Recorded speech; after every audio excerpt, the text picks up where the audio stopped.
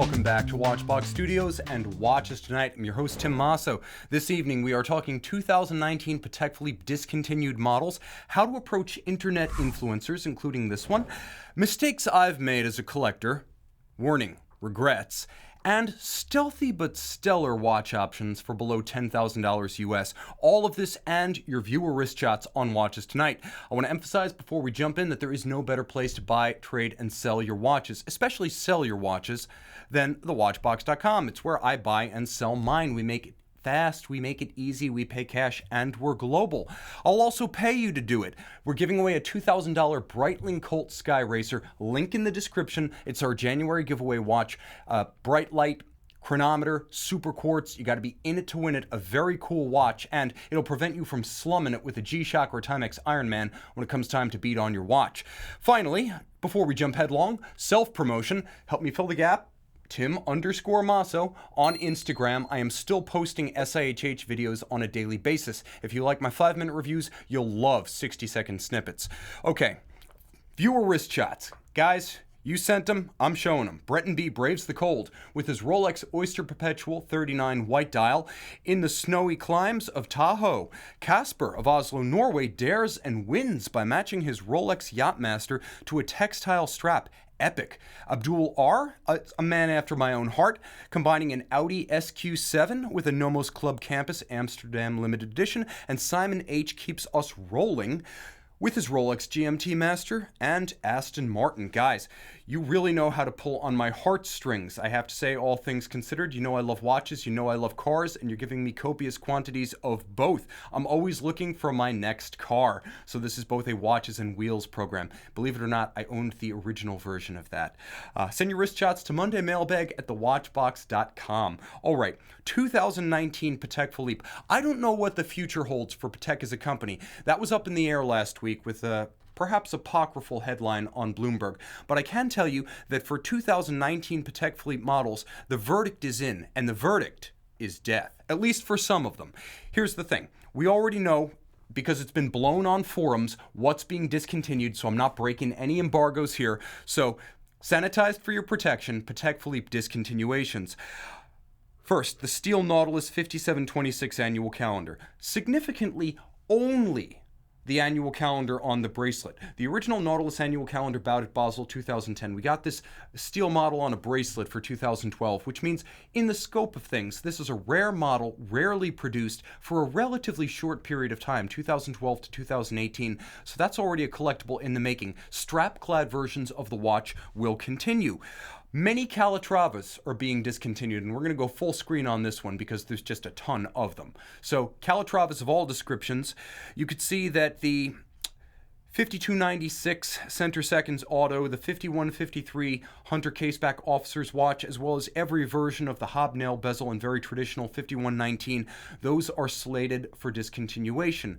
So if you're into one of those watches and the one variant of the 5227 that's being discontinued, probably time to get a move on. I'll also mention that the complications are facing a culling of their own, and the headliner on this front is easily the removal of the 6300G Grandmaster chime, the production version of the Caliber 300, and the anniversary 20 complication wristwatch that bowed in 2014. Well, that was a colored gold version. This one has been made since 2017 in white gold as a sort of production run variant of the Grandmaster chime. That's going away.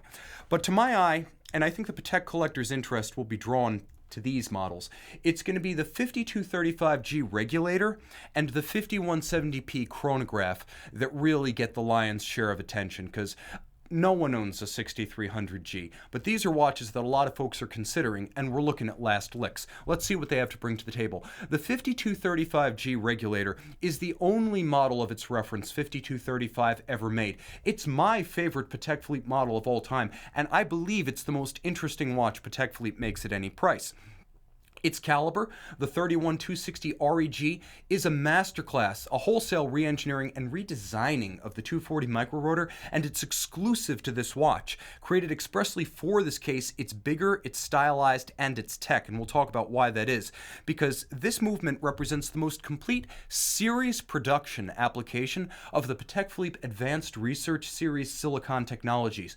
Other than Gyromax SI, the balance, everything is in this watch, which is why they announced it in 2011 and production didn't really start, haltingly, until 2013. So 6 years after the first halting deliveries of that model, its design and tech status stand alone. It is truly a one-off in the Patek catalog and an all-timer. First is a flag that flies forever, and on so many fronts, this was a Patek Philippe first. Get them while you can. Now, the 5170p chronograph has been the focus of considerable speculation lately. This was probably the worst kept secret of the discontinuations for this year. First, its status as the first platinum 5170 drew immediate comparisons when it bowed in 2017 to the 2008-2009 5070p, its predecessor chronograph, which represented both the final 5070 and the first and only platinum 5070. But one model year came and went, and yet this watch was still in the catalog going into 2018. So we have closure. The final book on the 5070p has been written, and it's neither an open-ended production run nor anywhere near the scarcity of the 5070 in platinum. The old 5070p model is an investment-grade Patek, and it was from the moment it went on sale. Everyone knew it, and with maybe 200 to 250 made max, it lives up to its billing. The 5070p is a polarizing watch, a very polarizing watch. Though lovable from an arm's length, there are some detailed distinctions that make it less so to some. First, its diamond index dial alternately attracts and repulses buyers. And yes, the indices, the hour indices, they are baguette diamonds right there on a guy's watch. Even as the gradient blue fade metallic dial is almost universally embraced. So here's where we find ourselves. Collectors simply can't forgive the former universally for the love of the latter, and we've got a watch that is objectively a lot more common numerically with real inventory available compared to the old 5070p. I think this will be a slow-moving collectible. I think it'll happen someday, but if you want one right now, many are available. Real inventory, including at authorized dealers, can be found. It is not a 5070p, at least not yet. Okay, let me join some of my friends in the chat box. I can see Dawn K, Richard Atkinson joining from Scotland. I've got Dustin Van Patten, just took delivery of a Grand Seiko Kirizuri in steel. You are the man. That is an awesome watch. He got himself the Blue Dial Kirizuri. Captain Z, UXXV, Jacob Casper, Alexander V, DGB joining in, and I can see William B from Valparaiso, Indiana, and I can also see Horology Homies. He is with me on the 5235G. Louis P joining from Grand Rapids, Michigan, and David P, Matthew Turner, Ross, and Alan L, Joe Differ, Andrew, all in the box with Ray Bonifond and Josh Beverly. Guys, thank you for joining me from far flung. Robert A asks, Tim, do you consider yourself to be an influencer? I've been asked this several times, whether I consider myself an influencer in the watch space, and my answer is, God, I hope not. And here's why. First, I have to admit that I never heard this term during my time in military public affairs. Maybe we weren't social media savvy, but I never heard the expression before entering luxury marketing. And I've come to consider the term influencer as a vacuous and vaguely sinister catch-all for lemming-like social herd behavior directed essentially by strangers on the internet. So, this channel is about hugely expensive things with commensurately consequential decisions for the collector. And letting somebody else make that decision or giving him too great a role inevitably leads to disappointment when you don't satisfy your own priorities and you spend a fortune doing it. So I'm not high on influencers, even when they're me. I'll also say that you should tell influencers to take a hike, especially this guy, because I should know better than to play that game. Ideally, I consider myself more of a harbor pilot in the sense that I will help you on your collecting journey. I know these waters well. I'll help you into and out of the harbor that is the start and the end of the journey safely, which is to say, I prefer to throw raw information and options into the mix and then let others form their tastes and make their ultimate purchase decisions to suit. A harbor pilot can get you safely past the shoals, but the open sea voyage is yours and nobody should co-opt that. jumping in right here. I can see Captain Zed is saying, influencer, Tim's videos have sold tens of thousands of watches, if not more. Hopefully all in good faith, guys. And I can see Lester Watch Reviews agrees with my perspective on influencers. Thank you, Lester. And I could also see right here, Andrew is commenting that the rarity of the 5170p is far superior to the 5070p. Excluding rarity, excuse me. He's saying excluding rarity, the 5170p is far superior. The only respect in which it would not be would be wrist presence, because the 5070p was a 42, and it had a wonderful 2512 throwback 50s look to its dial. Some folks are more into the Lamagna movement, which was always constrained in production. Big, slow, and lazy 18,000 vibration balance. You are right. Excluding rarity, in many respects, Andrew, the 5170p is objectively, technically, a better watch. But it's an emotional hobby. All right, and I can see right here, Adrian Cohen joining from Stewart Island, New Zealand. Thank you, sir, for getting up early with us. And I can see Javier Vega joining us from New York City, a New Yorker after my old heart. Glenn H. asks, Tim, if you could start over and begin your collecting again, what would you do differently? That's a great question, Glenn. Okay. Many of our viewers know that I once had a substantial collection of jaeger-lecoultre watches, and this brand specifically was a theme that guided my collecting for over half a decade. If I could have turned back the watch, not the clock, this is a watch show, but if I could turn back the watch to a time before I had spent a cent on building a collection, I would have started by resolving to own fewer watches overall. I had 10 JLCs at one point, plus a graduation Omega, a vintage caliber 214 Belova Accutron Space View, and my grandpa's retirement watch, an old gold-rolled Omega DeVille Seamaster. Basically, it was too much. I had watches that in some cases I never wore, and a handful that got almost all of the wrist time, but I had spent money on all of them. So here's the thing. If I had spent more time learning, shopping, reflecting on my tastes, while resolving to keep my collection to a set number, let's say 3 to 6 watches, then I can say I would have spent less money for effectively the same pleasure.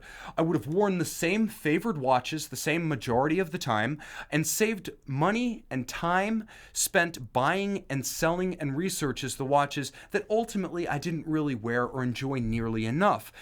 All of which is to say I would focus on finding my perfect matches with no fillers or milquetoast buys. In other words, shop more and enjoy the process, learn about yourself and what's out there, and actually buy less for greater gratification in the end and less wasted time. And a firm numerical limit, I would say, would have forced me to adopt a watch in, watch out perspective that would have essentially moved my hand and pressed me in the direction of better and more enduring choices.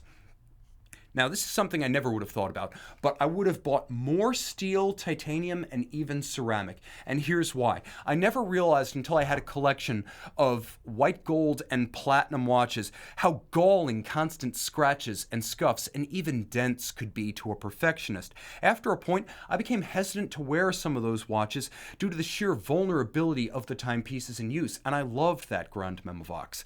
But I don't love it when I have to leave watches in the safe for fear of marring them, and I don't like to polish or refinish my watches when they go back to the manufacturer for service. So effectively, once I've got those marks, they're with me forever. So what's the solution?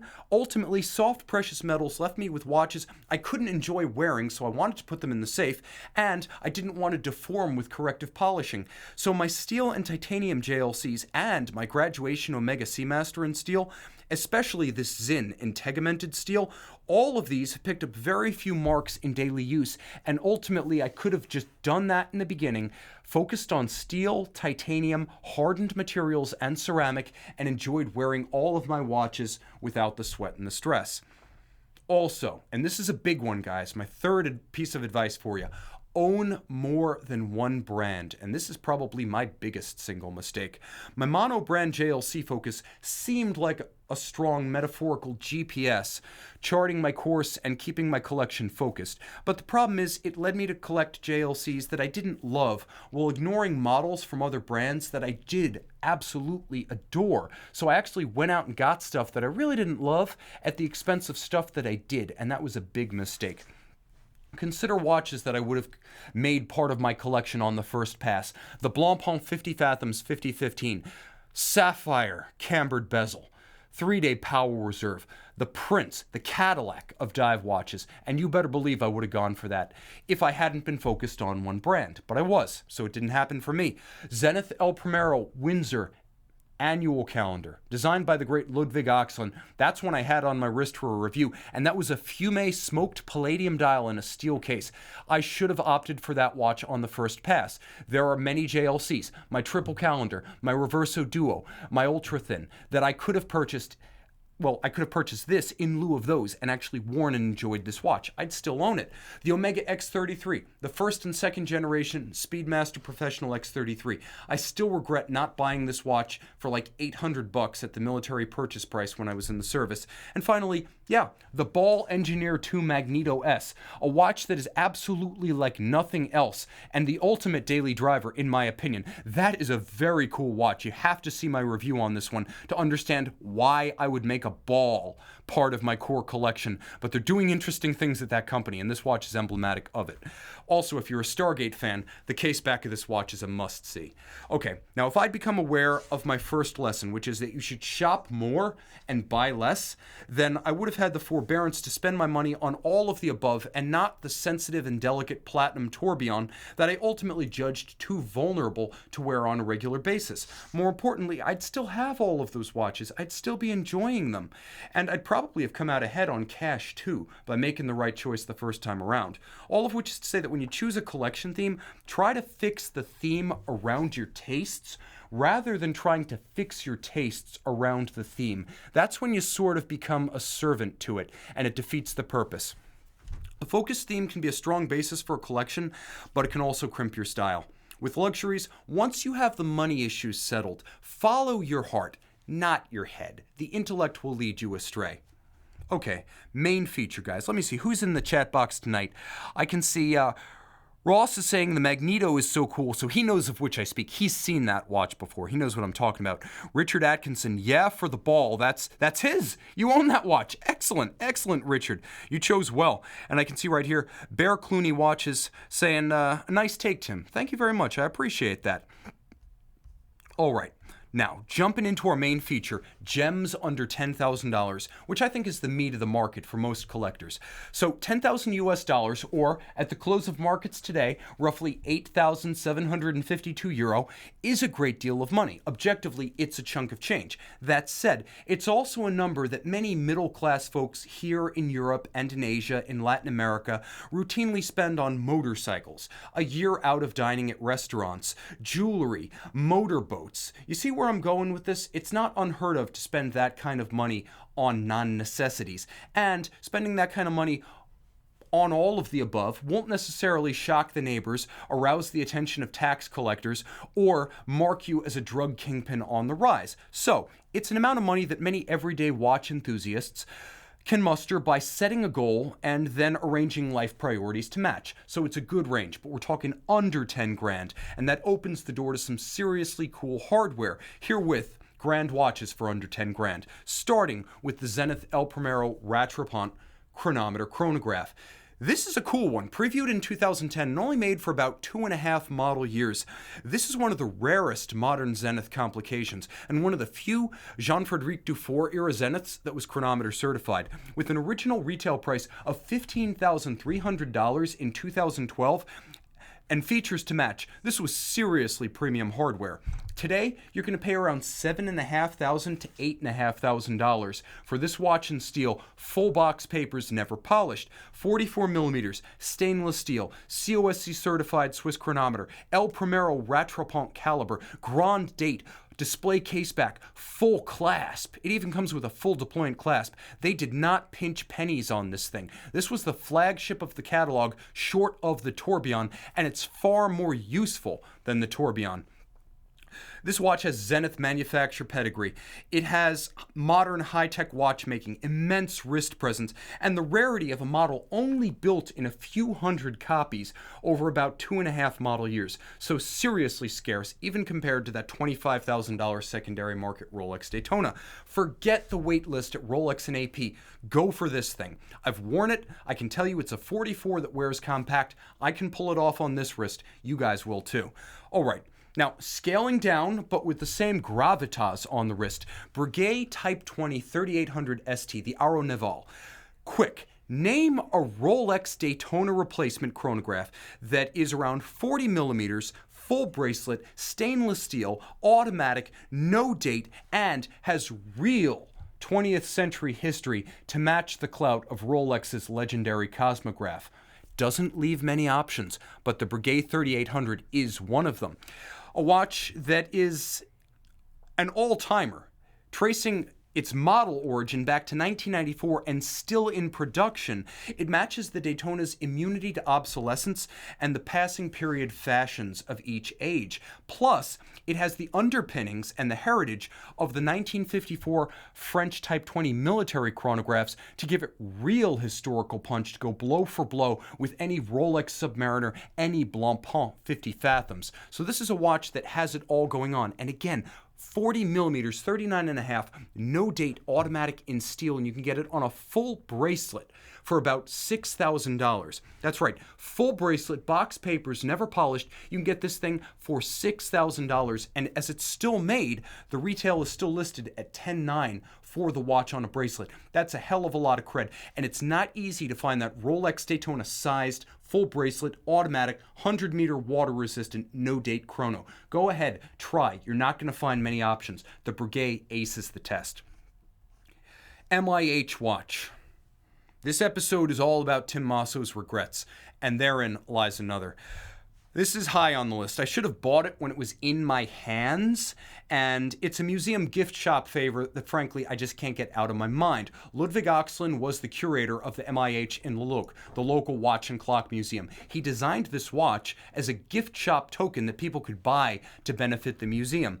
Launched in 2005, it ran for about 4 model years, and it was an all-star cast. It's really an anthology of the best of Swiss watchmaking. The actual annual calendar was by Ludwig Oxlin, he of the Ulysse Nardin trilogy of time, and latterly of Oxlund Jr. of Lucerne.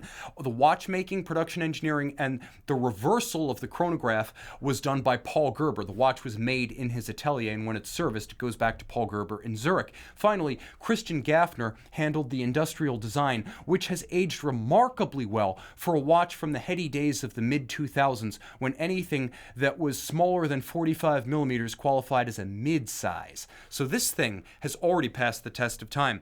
Case-back chronograph display. How cool is this? This thing's a chronograph with the minutes display on the back. Minimalist annual calendar. It's got an annual calendar on the dial side. Blink and you'll miss it. 42 millimeters, 100 meters water-resistant, automatic winding.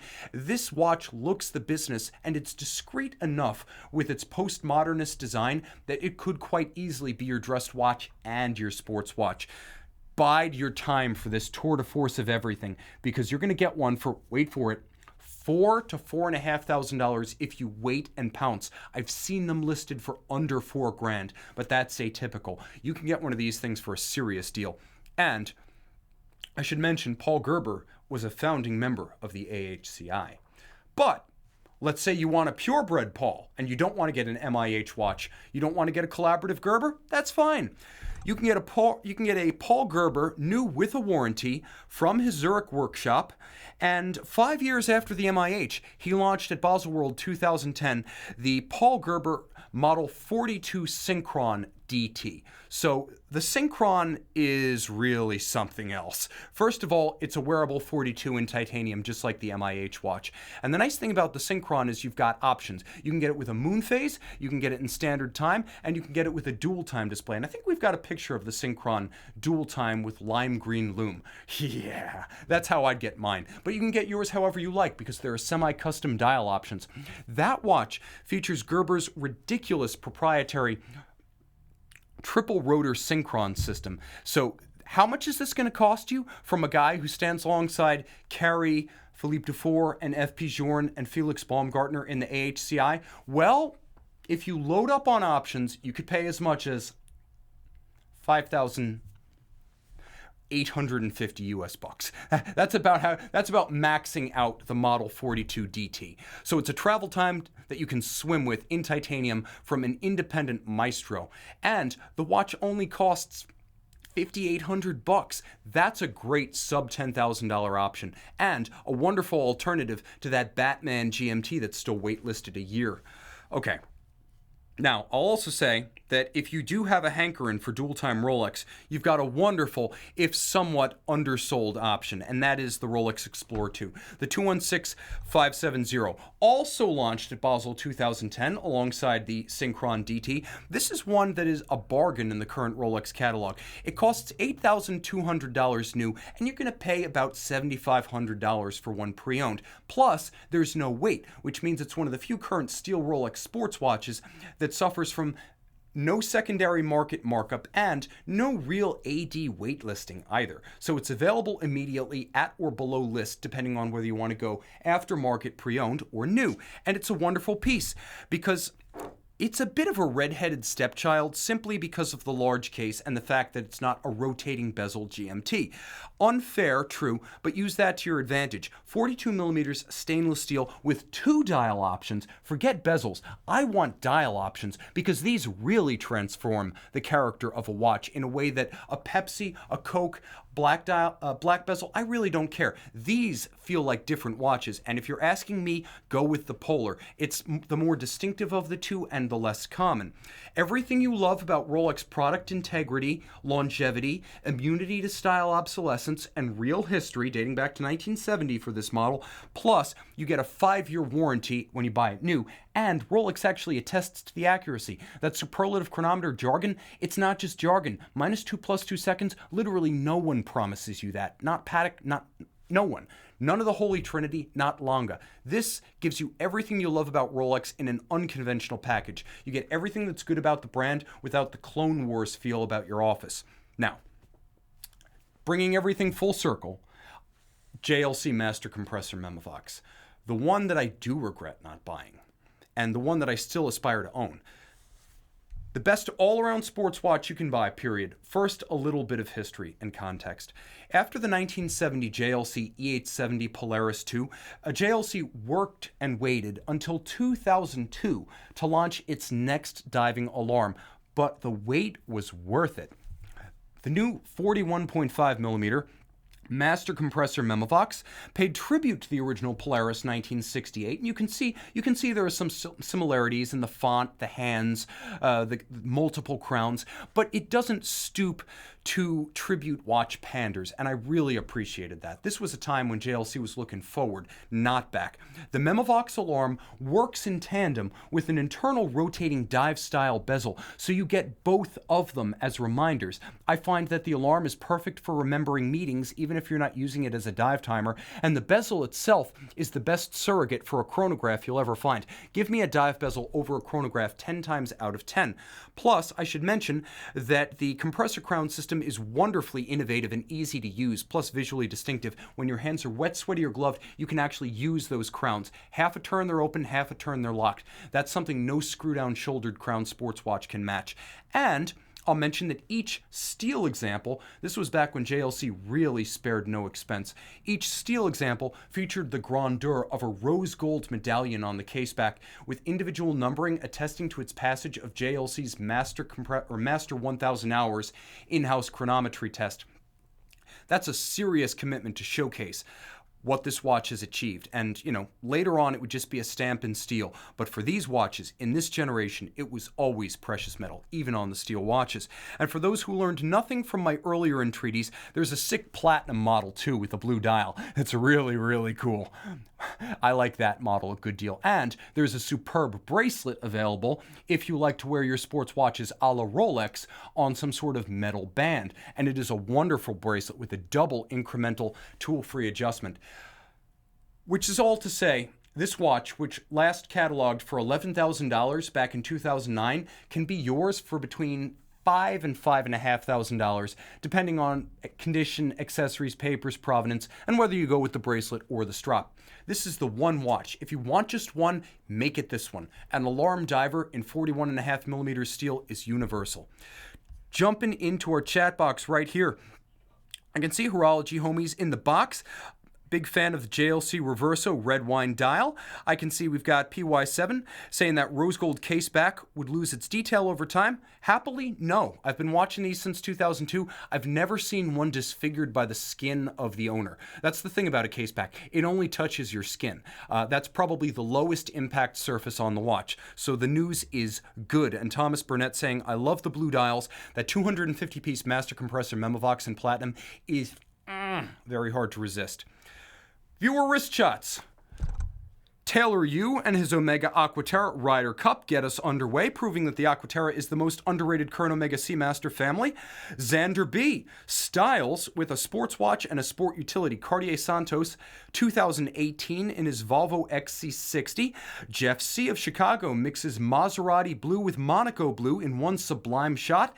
And Shamal D., who shares a name with a Maserati, rocks with a Zenith at Singapore's legendary flying hotel, the Marina Bay Sands Resort, Singapore, the corporate homeland of the Watchbox. Send your wrist shots to mondaymailbag@thewatchbox.com to see your analog on my digital. And guys, we have a giveaway, link in the description, Breitling Colt Sky Racer. I want you to win it. $2,000, it's free money.